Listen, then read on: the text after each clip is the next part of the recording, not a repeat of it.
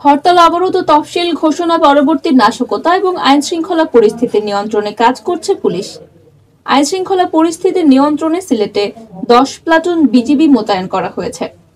বৃহস্পতিবার 16 নভেম্বর সিলেটে RAB, police ও বিজিবির সহায়তায় সিলেট কেন্দ্রীয় বাস টার্মিনাল থেকে দূরপাল্লার বেশ কয়েকটি বাস ঢাকা সহ দেশের বিভিন্ন প্রান্তে ছেড়ে গেছে। 12 বছরের রিপ্লেসমেন্ট গ্যারান্টি নিয়ে তানভীর মেটালই প্রথম বাংলাদেশে। তানভীর মেটালের স্মার্ট পণ্য ব্যবহার করুন, স্মার্ট হন।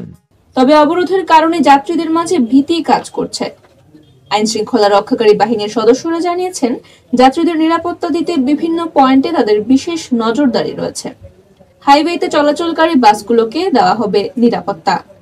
পুলিশি সূত্রে জানা যায়, যাত্রীবাহী ও পণ্যবাহী যানবাহনের চলাচল নির্বিঘ্ন করতে সিলেট জেলার অধিকৃত থানা সমূহের সড়ক ও মহাসড়ক অতিক্রমের সময় বিশেষ নিরাপত্তা প্রদান করে সিলেট জেলা পুলিশ। তাছাড়া জানমালের নিরাপত্তা রক্ষায় জেলা পুলিশের রয়েছে সজাগ ও সতর্ক অবস্থান। এদিকে আইন শৃঙ্খলা পরিস্থিতি নিয়ন্ত্রণে সিলেটে 10 প্লাটুন বিজিবি মোতায়েন করা হয়েছে। প্রতি প্লাটুনে 20 জন বিজিবি সদস্য।